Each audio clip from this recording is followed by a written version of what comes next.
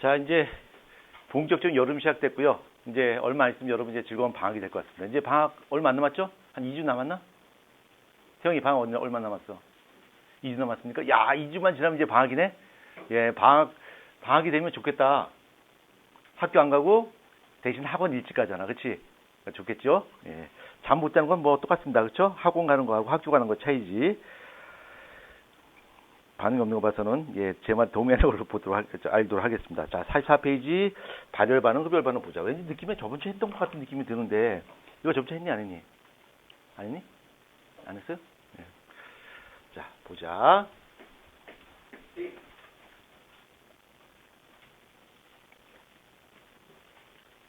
자, 에너지 출입인데요. 물리적 변화건 화학적 변화건 간에 어떤 물질의 종류와 상태가 바뀌게 되면 그 물질 속에 담겨있는 에너지 양이 바뀌어요. 에너지가 많아질 수도 있고 적어질 수도 있어. 그래서 그 에너지 차이 나는 것만큼 에너지가 들락날락 거려요. 그걸 에너지 출입이라 부르는데 그걸 단순히 에너지 출입, 에너지가 빠져나가요, 에너지가 들어가요 이렇게 표현하지 않고 그걸 이름을 붙여줘요. 그다음에 이름 다음에 어떤 결과가 나타나는지를 우리가 이제 알면 될 것 같아요. 자, 먼저 에너지 출입이 있는데 우리는 어떤 반응이 일어날 때 반응하는 물질을 우리는 반응물이라 부르고요. 그 다음에 그 반응이 일어나서 만들어지는 물질을 다른 말로 뭐라 표현해? 생성물이라 불러요. 그래서 반응물이 생성물로 되고요. 그 다음에 이 반응물이 생성물로 가는 과정을 바로 반응이라 불러. 근데 내가 아까 잠깐 이야기했듯이 이 반응물과 생성물의 종류와 상태가 다르다면 반드시 이 반응물과 생성물 속에 들어있는 에너지의 양도 차이나, 중국 아니야? 차이가 나요. 그래서 그 차이 나는 것만큼 에너지가 들어갈 수도 있고 빠져나올 수가 있는데 그러면 에너지가 들어가는 케이스는 어떤 경우고 에너지가 빠져나오는 케이스는 어떤 케이스냐면 만약에 반응물이 에너지가 많고요. 이쪽이 에너지가 많고요. 생성물이 에너지가 매우 작다고 치자. 그러면 에너지가 많은 쪽에서 에너지가 적은 쪽으로 가요. 그럼 에너지가 남을까 부족할까? 에너지가 남을까 부족할까? 남아요. 남는 것만큼 에너지 어떻게 될까? 밖으로 뿜어내게 됩니다. 그럼 반대로 에너지가 작은 상태에서 에너지가 큰 상태로 가게 되면 에너지가 부족해지게 되겠지? 그 부족한 것만큼 에너지가 안으로 들어가게 돼요. 흡수하게 돼요. 그래서 우리는 이렇게 반응물과 생성물 쪽에서 어느 쪽에 에너지가 많냐, 에너지가 적냐에 따라서 발열 반응과 흡열 반응을 구분하는데 위에서 이야기했던 에너지가 큰 쪽에서 에너지가 작은 쪽으로 가요. 에너지 차이 나는 것만큼 에너지를 밖으로 뿜어내요. 이걸 우리는 발열 반응이라 불러요. 발열 반응이라 부르고요. 그 다음에 발열 반응이라는 글자를 쓰기 너무 귀찮아서 이 발열 반응은 영어로 엑소소미c 리액션이라고 불러요. 그래서 이제부터는 발열 반응을 엑소로 적도록 하겠습니다. 자, 그 다음에 에너지가 작은 것부터 에너지가 큰 것으로 가요. 그러면 에너지가 부족하겠지? 부족한 것만큼 외부로부터 열을 흡수해서, 즉 에너지를 흡수해서 안으로 들어가게 되는데 이러한 반응을 흡열 반응이라고 불러요. 흡열 반응을 부르고 흡열 반응은 영어로 이제 엔도솔믹 리액션이라고 부르니까 이건 이제부터 편하게 그냥 엔도라고 적도록 하겠습니다. 그래서 우리는 이 화학 반응은 에너지 출입 관점에서 바라본다면 발열 반응과 흡열 반응 이 두 가지를 볼 수가 있어요. 그 다음에 이 빠져나오는 에너지나 들어가는 에너지가 있는데 이 에너지는 얼마만큼 들어가거나 얼마만큼 빠져나올 수 있냐면 이 반응물과 생성물의 에너지 차이 나는 것만큼 중국 아니야 태영이 또 중국으로 착각하지 마요. 다음에 답 쓸 때 또 차이나 중국 이렇게 쓰지 마요. 요 차이 나는 에너지만큼 밖으로 빠지거나 들어가게 되는데 요 차이 나는 에너지를 뭐라 부르냐면 반응열이라 불러요. 요거를 반응열이라 부르고 이 반응열은 반응물과 생성의 에너지 차이 나는 부분, 그 차이 나는 부분을 바로 반응열이라 불러요. 그래서 발열 반응이라고 하는 것은 반응열이 밖으로 방출되는 거고 흡열 반응이라고 하는 것은 반응열이 안으로 흡수되는 거야. 이렇게 이해하시면 돼요. 자, 그러면 이제 여기서 또 다른 관점에서 알아본다면 반응물과 생성의 에너지 차이가 있는데 그를 에너지 측면 말고 안정적인 면으로 한번 보자. 안정적인 면으로 우리가 일반적으로 봤을 때 에너지가 많은 것이 안정할까? 에너지가 적은 것이 안정할까? 많은 거. 확실히 말해야 돼요. 만약에 이걸 못 맞히면 윤준이가 평생 잊지 못할 마음의 상처를 내가 안겨주도록 하겠습니다. 자, 윤준이 물어보겠습니다. 평생 잊지 못한 마음의 상처를 안길 수 있어, 내가. 예, 아주 심한 욕을 할 수도 있습니다. 예? 그렇죠. 예, 심한 욕이죠. 자, 그냥 바로 가도록 하겠습니다. 요게 그 에너지가 많게 되면 불안정해져요. 왜 그러냐면, 봐봐. 내가 키가 엄청 크잖아. 그치? 키가 엄청 커요. 그럼 키가 엄청 크면은 이게 내가 갖고 있는 에너지가 무슨 에너지 갖고 있는 거야? 높이가 있잖아요. 무슨 에너지? 위치 에너지. 그렇죠? 그럼 내가 서 있는 거랑 앉아 있는 걸 비교했을 때 어느 쪽에 에너지가 더 큰 거지? 서 있을수록. 그렇죠? 에너지가 더 커요. 그러면 내가 앉아 있는 게 안정한 거야? 서 있는 게 안정한 거야? 앉아 있는 게. 그래서 위치 에너지가 조금 적을수록 더 안정하단 말이야. 앉아 있는 것보다 누워 있는 게 훨씬 더 안정하겠죠. 그렇죠? 그래서 에너지가 조금 적을수록 안정하단 말이야. 그러면 안정적인 면에서 본다면 에너지가 작은 것이 안정한 거니까 발열 반응 같은 경우는 불안정한 물질이 안정한 쪽으로 가는 거고요. 흡열 반응이라고 하는 것은 안정한 물질이 불안정한 물질로 간다 이렇게 볼 수가 있겠죠. 그렇죠? 그러면 발열 반응과 흡열 반응 두 개 중에서 어떤 것이 좀 더 자연스러운 반응일까? 발열 반응이 좀 더 자연스러운 반응이에요. 그래서 어떤 물질을 그냥 가만히 냅두면 거의 대부분 발열 반응이 진행돼요. 흡열 반응은 좀 흔하진 않아요. 발열 반응이 훨씬 더 흔합니다. 근데 그럼 흡열 반응은 왜 일어나는 겁니까? 부자연스러운데 그건 이제 나중에 깁스의 자유 에너지라고 하는 걸 배우게 되면 아마 그때는 이야기 될 겁니다. 지금은 그 깁스의 자유 에너지를 설명할 단계는 아니고요. 자, 그래서 발열 반응, 흡열 반응 이야기했고요. 그다음에 이 발열 반응, 흡열 반응이 일어나게 되면 주변에 어떤 영향을 끼칠 것 같은데 어떤 영향을 끼칠 수 있냐면 이 반응열을 밖으로 내뿜거나 안으로 들어가게 되는데 이 에너지 밖으로 내뿜게 되면 이 뿜는 에너지가 결국 열 에너지 형태로 밖으로 내뿜게 돼요. 그러니까 이것이 주변으로 공급되니까 주변의 온도가 어떻게 될까? 올라가겠지. 그래서 발열 반응이 진행되면 그때는 주변의 온도가 올라간다 하는 거. 주변의 온도가 올라가고요. 흡열 반응이 진행되면 반대로 주변의 온도가 내려가게 된다는 걸 이렇게 기억하시면 됩니다. 그래서 이건 반드시 기억하셔야 돼. 발열 반응이 진행되면 주변의 온도가 어떻게 되는지, 흡열 반응이 진행되면 주변의 온도가 어떻게 되는지. 자, 보자. 자, 내 몸이 있는데 내 몸에서 발열 반응이 일어나면서 열을 밖으로 내뿜었다 치자. 그럼 주변의 온도가 어떻게 될까? 높아지겠지. 그렇죠? 내가 흡열 반응이 진행된다라고 한다면 주변의 에너지를 모아서 내 몸으로 다시 받아들이니까 주변 입장에서는 열을 뺏긴 거잖아요. 그러니까 주변의 온도가 어떻게 될까? 내려가게 된다는 얘기야. 그렇죠? 그래서 반드시 기억을 하셔야 됩니다.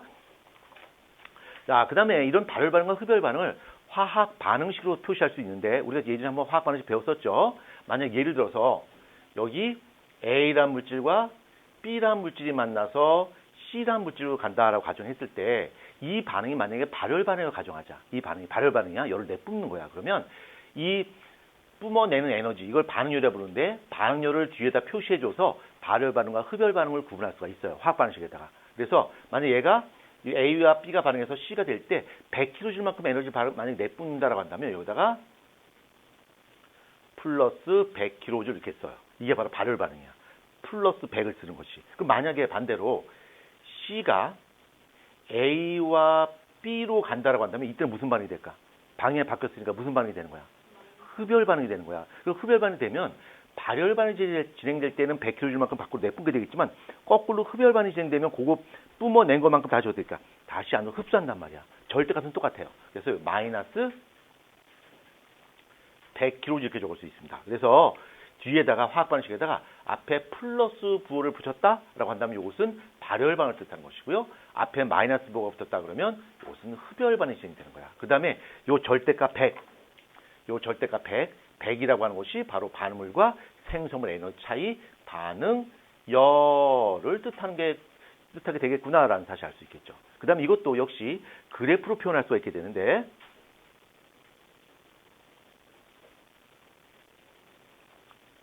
자, 그래프 이렇게 그려봅시다. 자, 그래프 이렇게 그려보면 왼쪽에 있는 것이 이제 X축이 반응이고요. 그 다음에 Y축이 에너지라고 봅시다. 이것도 역시 X축이 반응이고요. 그 다음에 Y축이 에너지야. 먼저 발열 반응 한번 보자. 발열 반응은 에너지가 큰 쪽에서 에너지가 작은 쪽으로 가는 거예요. 그래서 여기다가 반응물 적으면 반응물 에너지가 크지? 그러니까 에너지가 이렇게 있는 거고요. 흡열 반응은 상대적 에너지가 작아요. 그러니까 에너지가 작으니까 이렇게 오는 거고요. 그래서 이 발열 반응이 흡열 반응으로 이렇게 오는 거. 요게 바로 뭐가 되는 거야? 발열 반응이 되는 거야. 그 다음에 반응열이라고 하는 것은 반응물과 생성물 에너지 차이, 이걸 반응열이라고 불렀잖아요. 그렇죠? 그럼 반응열은 어디에 해당되냐면 요게 바로 반응열이 되겠죠. 요게 반응열이야. 반응열 Q가 되는 거겠죠. 그럼 흡열 반응은 요거가 어떻게 될까? 반대로 되는 거겠죠? 반응물의 에너지가 작고 생성물의 에너지가 많은 거야. 그래서 반응물이 생성물로 이렇게 올라가고요. 그렇죠? 그 다음에 에너지 흡수하게 되는데 그 흡수하는 것은 차이나 차이나는 에너지만큼 요거만큼 에너지가 흡수되게 되겠죠? 그렇죠? 이렇게 표시할 수 있겠죠. 그래서 그래프를 보고서 발열 반응과 흡열 반응을 우리가 구분할 수 있고요. 여러분이 반드시 기억하셔야 되는 것은 발열 반응과 흡열 반응이 진행됨에 따라서 주변의 온도가 어떻게 바뀌는가는 대가리가 두 쪽 나도 기억하셔야 됩니다. 반드시. 그 다음에 해야 될 건 바로 뭐냐면 이 발열 반응의 예와 흡열 반응의 예를 한번 찾아보면 돼요. 자, 한번 그림을 하나 그려볼까?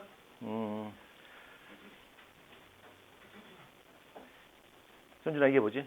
아, 저 현준이. 윤준, 이게 뭐죠? 아유, 예. 이게 뭐죠? 오호, 비슷하면 틀렸으라고 있네.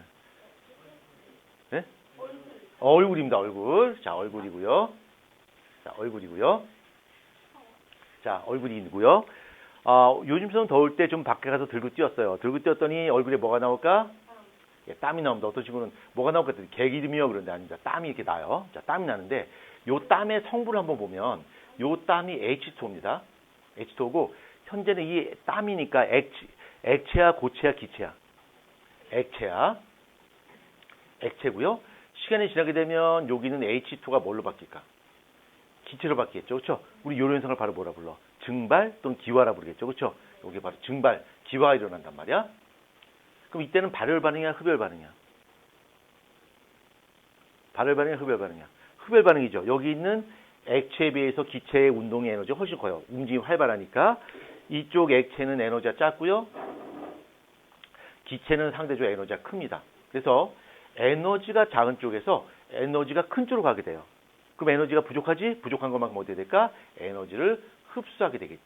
이렇게 흡열 반응이 진행되는 거야. 그래서 어떻게 시원함을 느낄 수가 있겠죠. 그 다음에 이런 원리를 이용한 것이 날씨가 아주 더울 때 마당에다 물을 확 뿌려요. 그러면 마당에 있는 물이 증발하면서 우리가 시원함을 느낄 수 있는 이유가 물이 증발하면서 주변 열을 흡수해서 날아가기 때문에 우리가 시원함을 느낄 수가 있겠죠. 주변의 온도가 낮아진단 말이야. 흡열 반응이 진행되면. 오케이? 이해되죠? 네, 시원해집니다. 아, 그건 내 할 바 아니고요. 예, 그건 내 할 바 아니고. 자, 이 부분 어렵지 않죠? 자, 지금 제가 그 부분을 다 설명드렸는데, 자, 페이지 44페이지에 맨 아래쪽에 보면 발열 반응 예가 있습니다. 연소 반응, 그 다음에 산화 칼슘과 물의 반응, 그 다음에 철과 산소의 반응, 산과 염기의 반응, 금속과 산의 반응, 그 다음에 산의 용의 반응, 뭐 이런 것들이 있습니다. 요거 그냥 외우시면 됩니다. 뭐 학년이 올라가게 되면 요걸 좀 더 깊이 배우게 되는데 여기서 그냥 요 정도만 여러분 기억하셔도 될 것 같습니다. 자, 그 다음 페이지 한번 보자. 자, 그 다음 페이지 흡열 반응 한번 보자. 자, 흡열 반응 예는 많지 않습니다. 탄산소 나트륨의 분해, 질산 암모늄과의 물과의 반응, 그 다음에 식물의 광합성이 있는데 요거는 조금 몇 가지 좀 설명드릴게요. 먼저 여러분이 기억해야 될 것은 그 탐구 더하기에 보면 수산화 바륨과 염화 암모늄의 반응이 있습니다. 이건 굉장히 중요해요. 그러니까 이 두 물질을 반응시키게 되면 얘가 흡열 반응이에요. 그래서 플라스크 이렇게 준비하고요. 플라스크를 준비하고 이 플라스크 안에다가 수산화 바륨하고 염화 암모늄을 집어넣어요. 수산화 바륨을 집어넣습니다. 수산화 바륨을 집어넣고요. 그 다음에 염화 암모늄을 집어넣어요. 이렇게 집어넣게 되면 이 두 개가 반응하게 되는데 두 개가 반응해서 뭘 만드냐? 그건 중요하잖아요. 이 두 개가 반응하고요. 이 두 개의 반응 자체가 흡열 반응이야. 얘가 흡열 반응이니까 주변으로부터 열을 흡수해요. 그럼 주변으로부터 열을 흡수하게 되니까 온도가 어떻게 될까? 낮아지게 되겠지. 여기 실험할 때 여기 판때기를 준비하고요. 판때기를 준비하고 여기 안에다 물을 집어넣은 다음에 이걸 반응시켰어요. 그러면 너무 온도가 내려가다 보니까 여기 밑에 내가 미리 뿌렸던 물이 어떻게 될까? 얼어붙어 버려요. 그래서 여기는 나무 판자하고 플라스크가 어떻게 될까? 딱 갈라붙어 버려요. 그러니까 플라스크를 이렇게 집어넣는데 이 판때기가 붙어서 이렇게 움직이지 않아요. 왜? 너무 온도가 내려가서 그런 거죠. 이 반응 무슨 반응이다? 흡열 반응이다라고 하는 거 기억하시고요. 자, 그 다음에 이번 흡열 반응 예에서 요거는 여긴 나와 있지 않습니다만 제가 좀 설명드려야 될 것 같아요. 자, 첫 번째 보면 탄산소 나트륨이 있습니다. 탄산소 나트륨. 이거 너무 중요한 반응이에요. 연계원화 과거 시험 볼 때 요거 반응 잘 나오거든요. 굉장히 출제비도 높아요. 탄산소 나트륨 한번 보자.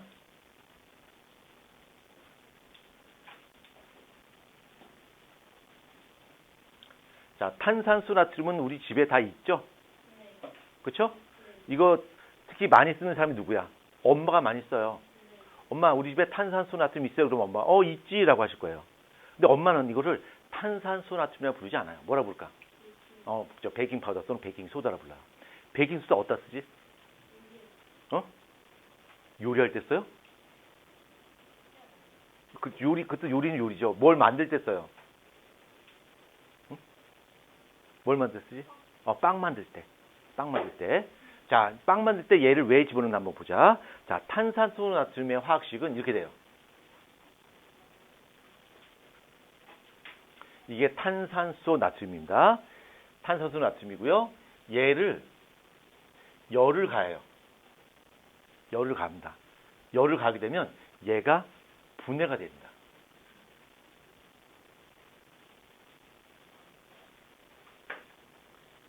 이렇게 돼요. 근데 내가 이 식을 썼을 때 저거 좀 뭔가 이상하지 않아요? 저거 좀 이상한 것 같은데요? 라고 하는 사람이 있어야 돼요. 뭐가 이상해요?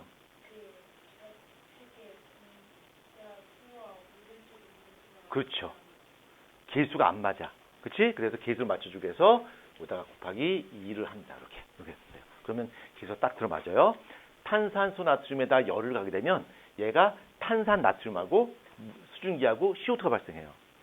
근데 이 수증기 어떻게 될까? 기체가 날아갑니다. 이렇게. 그래서 내가 얘를 빵에다 집어넣는 이유가 뭐냐면 얘를 집어넣게 되면 온도를 높여준단 말이야. 오븐에서 온도를 높여주게 되면 빵 속에서 CO2가 발생해요. 그래서 빵이 어떻게 될까? 부풀어 오른단 말이야. 그래서 빵을 반으로 쭉 자르면 그 안에 구멍이 뽕뽕뽕뽕 뚫려 있는 걸 봤을 거야. 그렇죠? 그 뽕뽕 뚫려 있는 곳이 바로 뭐야?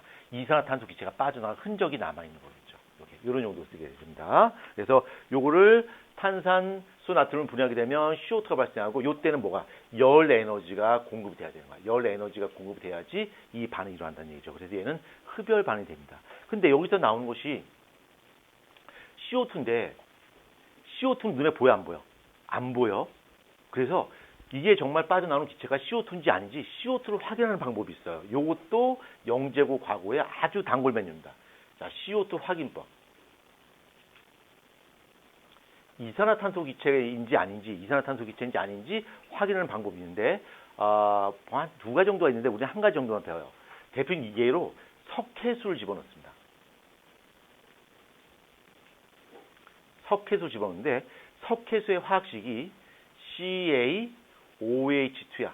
수산화칼슘이 바로 석회수야. 수산화칼슘을 물에 녹인 것을 석회수라고 부르는데 얘가 CO2와 반응을 해요. 그러면 CaCO3 플러스 H2 이렇게 됩니다. 근데 요 CaCO3가 뭐냐면 우리말로 한다면 얘가 탄산칼슘이야. 탄산칼슘이 뭐냐면 석고 있죠. 석고가 바로 이거야. 그러니까 CO2를 여기다 집어넣죠. 그러면 물속에서 석회가루가 생기는 거야. 그럼 용액이 어떻게 될까? 뿌옇게 흐려져요. 뿌옇게 흐려지게 됩니다. 그래서 CO2인지 아닌지 확인하는 방법은 석회를 통과시키게 되면 용액이 뿌옇게 흐려진다. 그럼 이게 CO2구나라는 다시 알 수 있겠죠. 그래서 중학교 저학년, 그러니까 1학년, 2학년 같은 경우는 이걸 어떻게 실험하냐면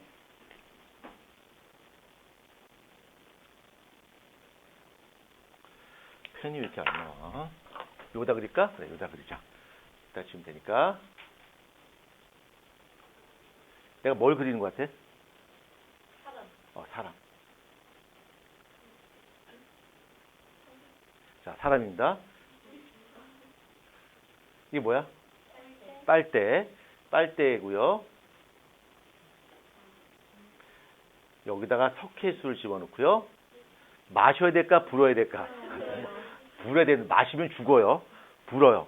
부르면 이 석회수가 어떻게 될까? 뿌옇게 흐려져요. 이걸 통해서 우리가 뭘 할 수 있어? 우리가 숨을 내쉬는 날숨 속에는 무슨 기체가 들어가 있다? 이산화탄소 기체가 녹아 있구나라는 사실 알 수 있겠죠. 근데 이거 직접 실험하진 않아요. 위험하니까. 말 안 듣는 애는 꼭 마시죠. 그렇죠? 마셔서 선생님을 당황시키기 때문에 직접 실험하진 않습니다. 자, 그 다음에 실험 두 번째 봐봐요. 질산 암모늄과 물의 반응이 있고 조금 전에 설명했고요. 자, 식물의 광합성 한번 보자. 광합성도 예전에 한번 설명했었는데 광합성 한번 보자. 자, 광합성할 때 광자가 무슨 광자야? 빛광자야. 그러니까 얘는 빛을 이용해서 뭔가를 합성하는 거죠. 이것도 예전에 배웠으니까 간단하게 갑시다. 이산화탄소와 물을 이용해서 C6H12O6 글루코스를 만들고 그 다음에 산소를 만들어내는 거야. 그런데 얘는 이 반응물에 비해서 생성물이 에너지가 좀 더 많아요. 그러니까 에너지가 부족해. 부족한 것만큼 에너지를 어떻게 하자? 에너지를 흡수하자. 어머, 근데 이때 흡수되는 에너지가 무슨 에너지야? 열 에너지야? 전기 에너지야? 그죠? 빛 에너지야. 빛 에너지가 안으로 흡수되는 거지. 그래서 광합성 무슨 반응이야? 흡열 반응이야. 그래서 우리가 날씨가 아주 더울 때 건물 옆의 그늘과 나무 옆의 그늘 중에 어디가 더 시원할까? 나무 그늘이 좀 더 시원해요. 그렇죠? 광합성을 하기 때문에. 또 다른 이유는 증산작용을 하기 때문에도 가능합니다. 그러니까 나무 밑이 시원한 이유가 뭐냐면 나무가 물을 내뿜어내요. 우리 그걸 증산작용이라고 배웠죠? 그 증산작용을 하게 되면 뿜어낸 물이 어떻게 될까? 기화되겠죠. 기화되면서 열을 흡수하니까 나무 밑은 시원한 거죠. 건물 옆에보다. 물론 에어컨 밑이 제일 시원하고요. 예. 자, 그래서 설명했고요.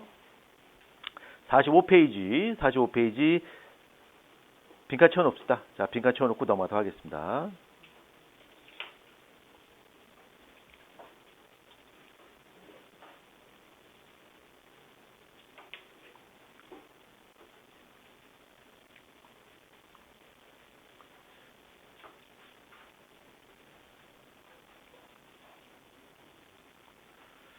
오늘의 드레스 코드는 블랙입니다. 블랙 다 맞죠? 후였죠. 블랙 다 맞. 나대지 마시고요. 오늘 드레스 코드는 블랙인데 화이트를 맞춰 오신 분들이 있습니다. 오늘 드레스 코드는 블랙입니다. 이번에 블랙 맞춰 입고 왔잖아요. 오늘도. 아, 바지? 예, 알겠습니다. 나대지 마시고요. 자, 답 부르도록 하겠습니다. 1번의 발열 반응 높아. 그 다음에 2번은 흡열 반응 낮아진다. 자, 그 다음 페이지 넘어가도록 하겠습니다. 자, 그 다음 페이지 보면 발열 반응과 흡열 반응의 대표 예가 나와 있습니다. 한번 읽어볼까요? 조리용 발열제, 흔드는 손난로, 제설제, 그 다음에 흡열 반응 예가 나와 있죠? 냉찜질 주머니, 얼음과 소금을 이용한 냉각, 뭐 이런 것들이 있습니다. 여기서 제설제에 대해서 한번 잠깐 설명할게요. 요거는 우리가 학교 시험을 대비하는 것이 아니라 우리가 궁극적으로 영재나 과거를 준비할 때 이런 걸 묻거든요. 그러니까 학교 시험 대비하기 위해선 발열 반응은 발열 반응 대표 예로서는 제설제가 있어요라고 하는 것이 내시형 문제인데 영재나 과거는 제설제가 어떻게 눈을 녹이지? 뭐 이런 얘기를 많이 해요. 그러니까 좀 더 한 발짝만 더 들어가도록 하자. 자, 제설제 한번 보자. 제설제. 자, 제설제. 자, 요 제설제의 주성분은 뭐냐면 염화칼슘이에요. CaCl2입니다. CaCl2인데 얘가 제설제로서 역할을 한다라고 우리가 알고 있는데 얘가 제설제 역할, 그러니까 그 제설제를 하려면 두 가지를 해야 돼요. 두 가지. 첫 번째는 눈을 녹여야 돼요. 두 번째는 녹은 눈이 다시 얼면 된다, 안 된다? 안 된다. 이 두 가지 해야 돼요. 그래야지 제설제를 할 수 있어요. 눈만 녹인다? 안 돼요. 밤에 다시 얼 거 아니야. 그렇죠? 그래서 두 가지를 같이 해야 되는데 이것도 메모합시다. 자, 요 염화칼슘 제설제라고 하는 것은 자, 첫 번째는 눈을 융해시켜야 되고요. 녹여야 되고요. 두 번째는 다시 추운 겨울밤을 지날 때 그 녹은 얼음물, 그러니까 그 눈이 녹은 차가운 물이 다시 어는 걸 막아줘야 되겠죠? 그러니까 눈에 어는 점을 떨어뜨려야 된다. 이 두 가지 목적을 가져야 돼요. 제설제는. 근데 그 역할을 하는 것이 바로 누구냐면 바로 염화칼슘이에요. 그래서 눈 올 때 염화칼슘을 뿌리게 됩니다. 그러면 먼저 이 염화칼슘을 뿌리게 되면 왜 눈이 녹냐? 눈이 녹는 이유를 한번 볼까요? CaCl2 이거 뭐야? 염화칼슘인데 염화칼슘 뒤에 S를 썼습니다. S가 뭔 뜻이야? 그죠? 솔리드. 고체란 뜻입니다. 얘가 물에 들어가요. CaCl2, AQ, 그럼 이게 AQ 상태로서 우리말로 표현하자면 수용액, 물에 녹았다는 얘기야. 이 염화칼슘이 물에 녹는 과정은 놀라지 마십시오. 놀라지 마십시오. 이 염화칼슘이 물에 녹는 과정은 놀랍게도 이거 애들 놀라 쓰러질 수도 있는데 조심조심 말해야지.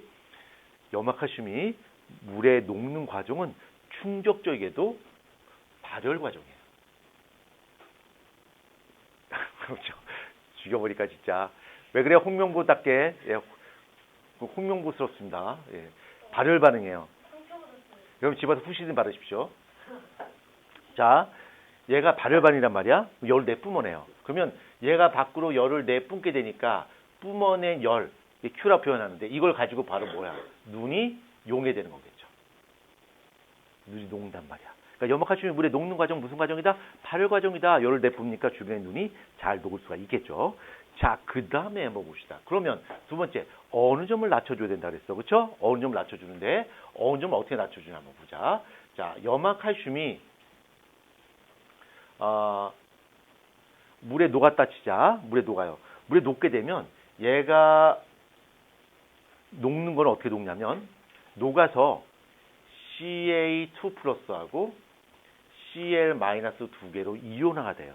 그래서 이렇게 우리가 배웠던 것처럼 양이온과 음이온으로 쪼개진단 말이야.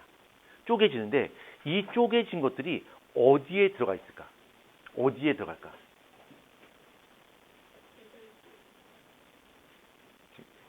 홍명보스러운 답변 사절하겠습니다. 이 이온들은 어디에 위치할까? 물과 물 사이에. 그러니까 우리가 설탕이나 소금을 물에 녹이면 설탕이나 소금 입자가 눈에 보여 안 보여? 안 보여. 그 이유는 물 입자 사이에 설탕이나 소금 입자가 끼어져 들어가서 설탕이나 소금 입자가 눈에 안 보인다 그랬잖아. 그렇지? 이런 이온들이 물 입자 사이에 존재한단 말이야. 물 입자 사이에. 그러니까 여기에 H2가 있고요. 여기 H2가 이렇게 있다 치자. H2가 이렇게 있어요. 여기 H2가 있어요. 이렇게 있어. 그러면 물과 물 입자 사이에 이런 양이온과 음이온들이 이렇게 끼어져 들어가는 거야. 그게 바로 녹았다는 표현이야. 근데 이런 이온들이 물속에 녹아 있으면 왜 잘 얼지 못하냐면 물이 얼려면 물과 물이 딱 달라붙어야 돼요. 딱 고정돼야 된단 말이야. 그때 사이에 끼어져 있는 애들은 전부 다 밖으로 내보내요. 야, 저 비켜. 나 저 물과 내 물이 합쳐져야거든. 너 여기 있는 놈, 저 꺼져. 걔를 밀어내고서 물끼리 뭉쳐야 돼요. 그러니까 순수한 물끼리 뭉치는 것에 비해서 그 사이에 물끼리 뭉치 못하게 방해하는 방해꾼들이 있으니까 물이 잘 얼 수가 없게 되겠지. 그렇죠? 그래서 어느 점이 낮아지게 된다. 요 어느 점이 낮아지는 것은 용질 입자의 방해 때문에 용질 입자의 방해 때문에 잘 얼지를 못해요.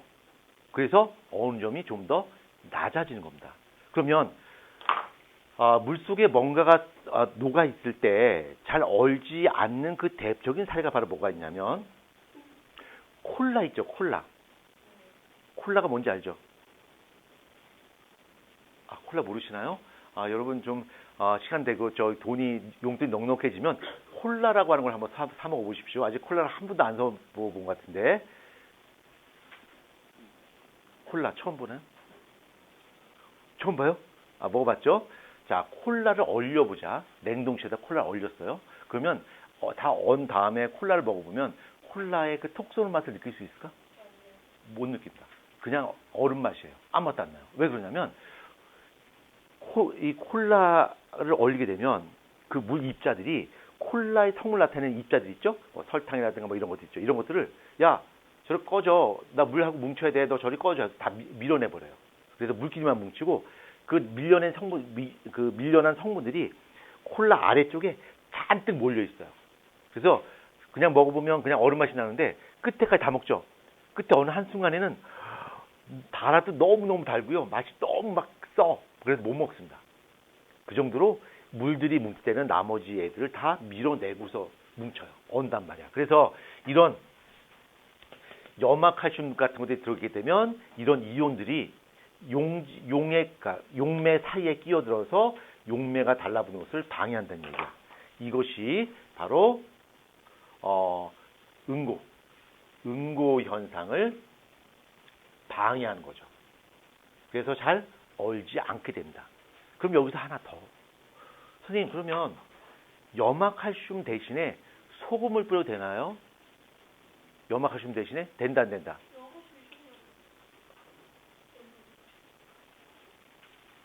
예, 이건 편집하겠습니다. 예, 이거 편집 안 하면 도윤이가 또 염화칼슘 먹고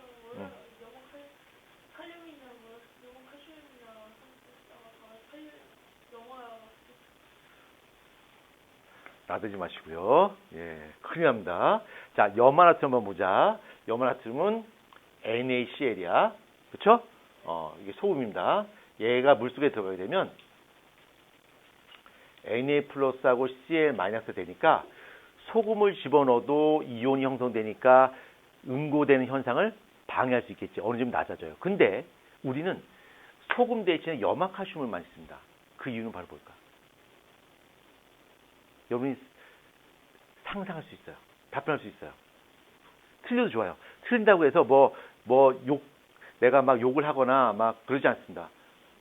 아니요. 아무런 해가 없고요. 단지 유튜브에 박제될 뿐이죠. 그렇죠. 그러니까 전혀 걱정하지 마시고요. 예. 틀렸다고 너무 걱정하지 마십시오. 염화나트륨도 구하기 쉽지 않아요? 넌 도대체 어느 동네 사는데 염화칼슘을 막 먹어도 된다 그러고 염화칼슘은 흔한데 염화나트륨 소금은 구하기 너무 어렵다 그러고 어느 나라 사람입니까 도대체? 자, 아영이 왜 그럴까? 왜 염화나트륨보다 염화칼슘을 우리가 선호할까? 제설제로서? 예, 씹혔습니다. 예, 윤준이? 어?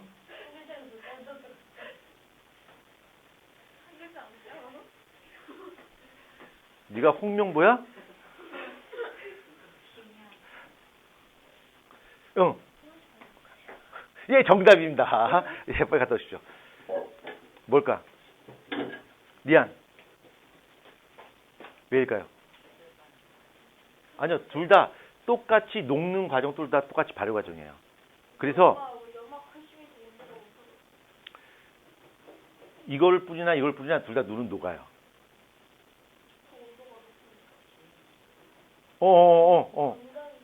아이씨. 시연이. 싫어요? 예. 아니요. 봐봐. 이런 이온들이 물 입자가 뭉친 것을 방해한다 그랬지. 얘는 물 입자가 뭉친 것을 몇 개가 방해하는 거야. 이온 몇 개? 3개가. 얘는 2개가. 그러면 어느 점을 떨어뜨린 효과가 누가 더 클까? 이게 더 크다는 얘기야. 그치? 그래서 소금 대신에 얘를 집어넣습니다. 염화칼슘을. 어우, 재밌어요. 자, 여기 페이지 46페이지 학습 내용 체크가 있습니다. 이거 한번 풀어볼까요?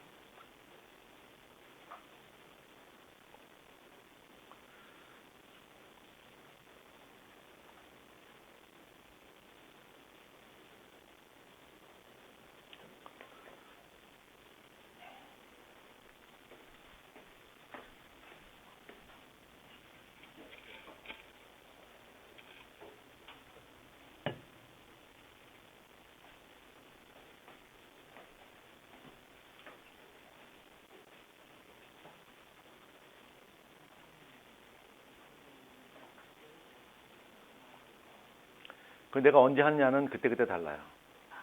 예. 나한테 도대체 뭘 기대하시는 겁니까? 자, 다 하셨죠?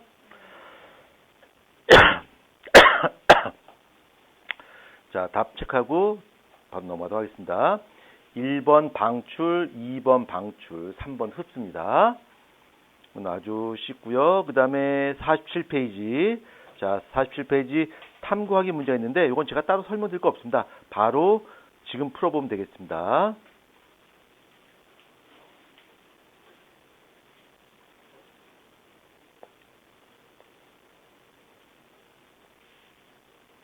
(47페이지) 제시문 잘 읽어보시고요.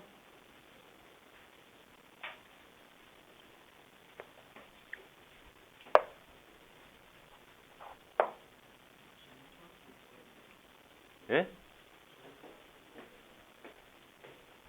어디요? 아, 그건 약간 어떤 그 금속의 종류인 것 같아요. 저도 정확히 모르겠습니다. 질석이 뭔지. 어떤 뭐 손난로 만드는데 재료 쓰는 거겠죠? 모르셔도 상관없을 것 같습니다. 나대지 마시고 빨리 문제 풉니다. 지금 바쁩니다.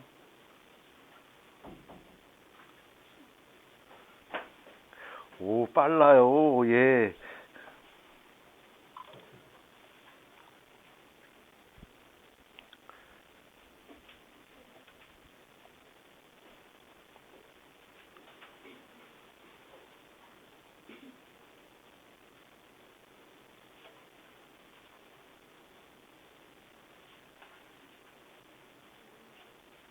인사해 주십시오.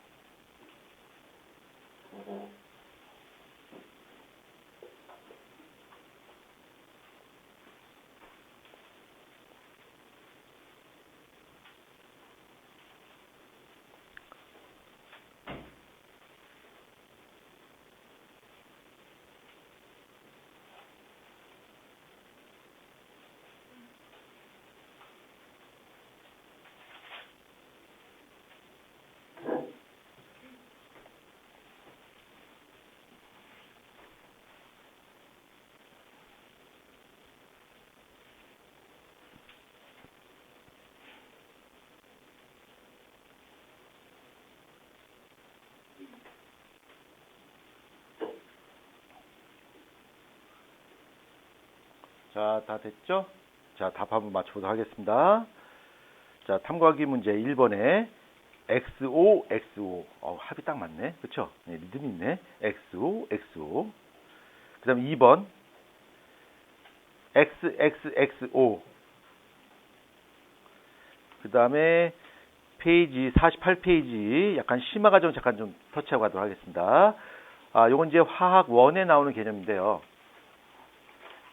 화학 1에 나오는 개념인데 이걸 다 설명하기에는 시간의 압박이 너무 크기 때문에 간단한 부분만 먼저 설명드리도록 하겠습니다. 저번에 우리가 배웠던 걸 간단하게 응용할 수 있는 정도. 자, 비열이라는 단어가 있습니다. 비열.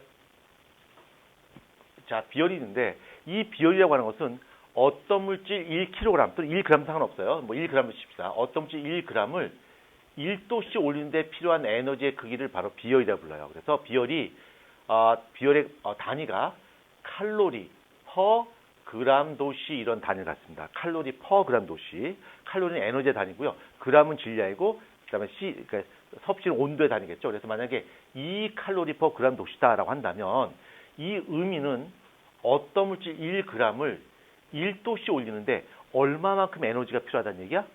2칼로리의 에너지가 필요하다는 얘기야.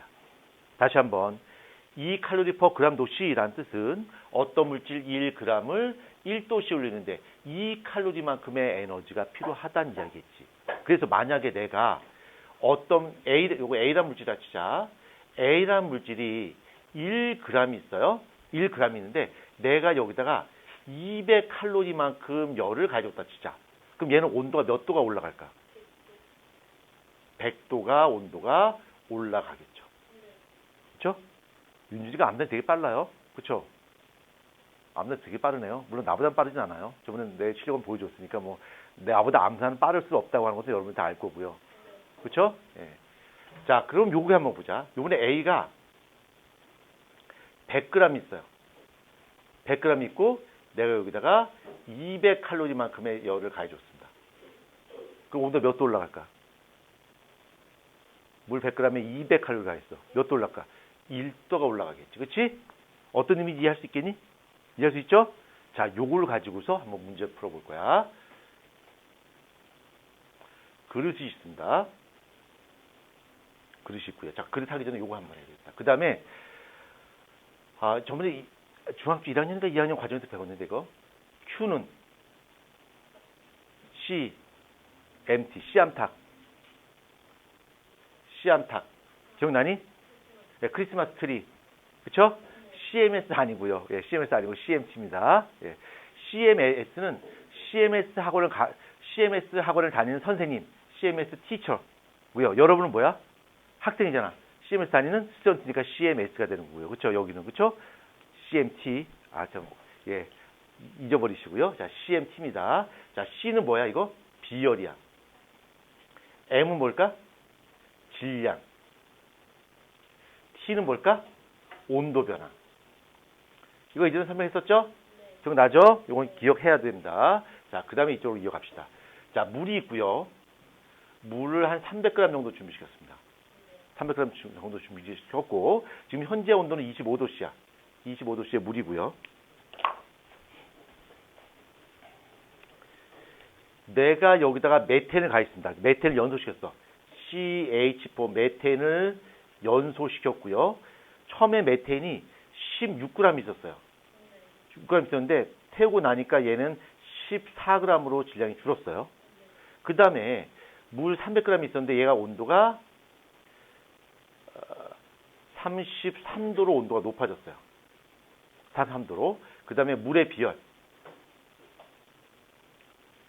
물의 비열은 1칼로리 퍼 그람 도시의 비열을 갖고 있다 가정하자. 자, 문제 정리합니다. 문제 정리하자.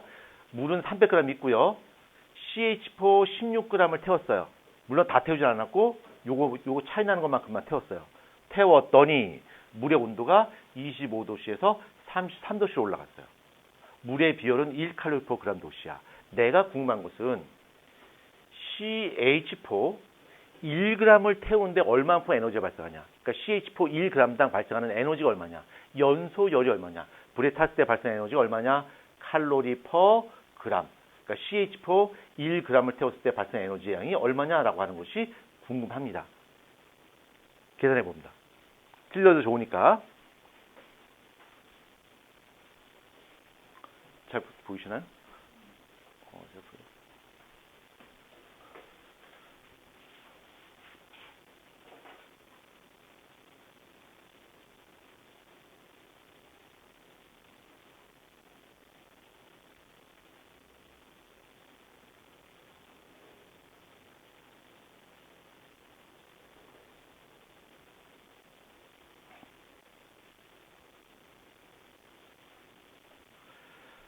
자, 안 풀시는 분을 위해서 간단하게 힌트를 드리게 되면 물 300g이 얻은 에너지는 CH4 2g이 연소될 때 발생하는 에너지 양과 똑같습니다. CH4 2g이 연소될 때 발생하는 에너지 양은 물이 받은 에너지하고 똑같아요. 그럼 물이 얼마나 많은 에너지를 얻은지 구하고 싶은 방법. 물은 얼마만큼 에너지 얻었을까? 온도 변한 것만큼 얻었어요. 윤진이 설마 암산한 건 아니지?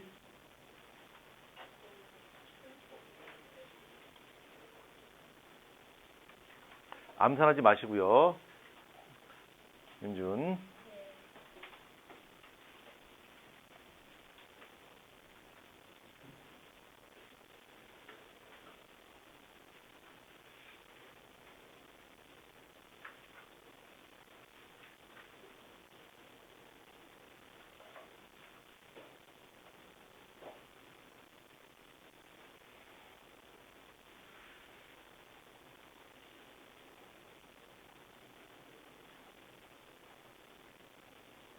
왜 태영이 집에 가고 싶어요? 엄마 보고 싶어요? 왜 자꾸 시계를 봅니까? 시계를 자꾸 보면 시계가 부끄러워서 시계가 멈춥니다. 시계가 부끄러워서 멈춰요. 나대지 마시. 빨리 넌 왜 안 하고 뭐 하는 거야? 아니, 빨리 해요, 빨리. 문제 풀어야지. 자, 풀어보겠습니다. 자, 먼저 첫 번째 물이 받은 에너지 한번 보자. 물이 받은 에너지 한번 구해보자. 물이 받은 에너지는 Q는 mCT, 질량이 300, 비열이 1, 온도 변화 몇 도죠? 8. 그럼 83, 2400 칼로리를 얻었네. 그렇죠? 2400 칼로리라고 하는 것은 CH4 몇 g을 연소시켰을 때야? 2g을 연소시켰을 때 이만큼 나온다는 얘기지. 그렇죠? 그럼 1g은 얼마야? 1200 칼로리 퍼 그람. 그러니까 CH4 1g 연소될 때마다 1200 칼로리 정도의 에너지가 발생하는구나 라는 사실을 알 수 있겠죠. 그렇죠? 요건 이제 간이 열량계라 부르는데 간단하게 이렇게 푸는 겁니다. 그다음에 이제 봄 열량계도 있는데 그거는 지금 여기서 설명할 수가 없습니다. 자, 페이지를 쭉 넘기셔서요.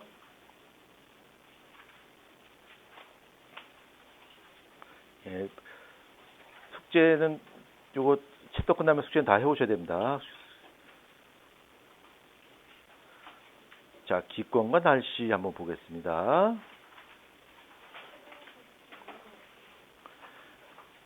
자, 66페이지 한번 보겠습니다. 또 지우고 하도록 합시다.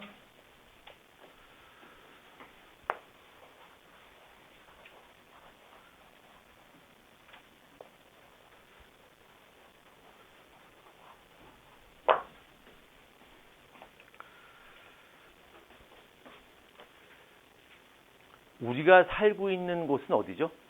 지구죠. 근데 이 지구는 지구만 존재하냐? 아니요. 이 지구라고 하는 것은 하나의 시스템입니다. 그래서 그걸 좀 어려운 말로 지구 시스템이라 불러요. 지구 시스템이라고 하는 것은 이 지구라고 하는 것이 운영되기 위해서 여러 가지 구성 요소들이 상호작용해서 구성하고 있는 이 지구 그 자체, 그걸 바로 지구 시스템이라 부르고요. 그럼 지구 시스템은 어떤 걸로 구성되어 있습니까? 직권, 땅이죠. 직권. 그다음 물을 나타내는 수권, 공기를 나타내는 기권, 그 다음에 생물 나타내는 생물권, 그 다음에 지구의 기권의 바깥쪽 외권, 이렇게 모두 5개의 권역으로 구분되어 있습니다. 근데 이것들이 서로 독립적으로 작용할까? 아니요. 서로 영향을 주고받습니다. 그래서 수권이 기권에 영향을 주고요. 직권이 수권에 영향을 주고요. 수권은 또 생물권에 영향을 주고요. 생물권은 또 기권에 영향을 주고요. 서로 이것들이 상호작용을 하고요. 이 상호작용에 의해서 지구 시스템이라고 하는 것이 운영이 됩니다. 자, 우린 그거 중에서 여기 책에 나와 있는 기권을 먼저 공부할 텐데, 자, 기권을 하기 전에 수권도 한번 잠깐 보자. 수권은 이제 물에 대한 이야기야. 그렇죠? 이건 물에 대한 이야기인데, 주의할 점이 하나 있어요. 이 수라고 하는 것은 물인데, 그러면 지구상에 존재하는 모든 H2O는 전부 다 수권에 포함될까? 아니요. 얘네는 액체나 고체 상태의 물을 수권으로 봐요. 그러면 기체 상태, 수증기, H2O 수증기 있죠? 수증기는 어디에 속하는 거야? 기권에 속하는 거야. 이거 주의하셔야 돼요. 무조건 H2O라고 해서 무조건 수권이 아니라 그 H2O 중에서 증발해서 기체, 수증기 형태로 존재하는 것들은 기권에 해당된다는 얘기야. 그래서 내가 아까 이러한 각각의 권역들이 서로 영향을 주고받는다고 했는데 바로 물이 증발하면 기권이 되는 거죠. 그렇죠? 맞죠? 그 다음에 여기 기권에는 이제 물만 있는 것이 아니라 산소도 있고 CO2도 있는데 이것 때문에 우리가 살 수 있고요. 우리가 산소를 들이마시고 또 CO2를 내뱉고 생물권이 기권에 영향을 주고요. 기권이 생물권에 영향을 준다는 얘기야. 자, 그럼 지금부터 내가 말하는 것은 어떤 권역이 어떤 권한테 영향을 주는 건지 한번 여러분 말씀해 보세요. 땅 속에 두더지가 많으면 땅의 통기성이 높아져요. 뭘까 이건? 누구와 누구의 상호작용일까? 생물권과 직권의 작용이겠죠. 그렇죠? 직권의 작용입니다. 자, 그 다음에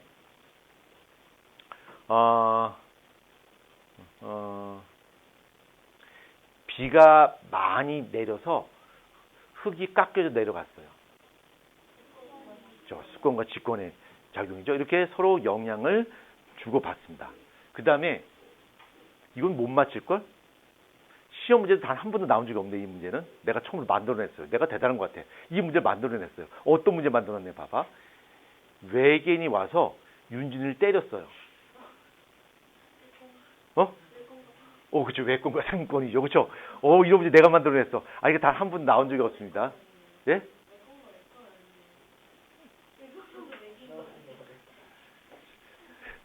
네, 오늘 사람이 죽을 수도 있을 것 같아요. 자, 오늘 기권에 대해서 보도록 하겠습니다.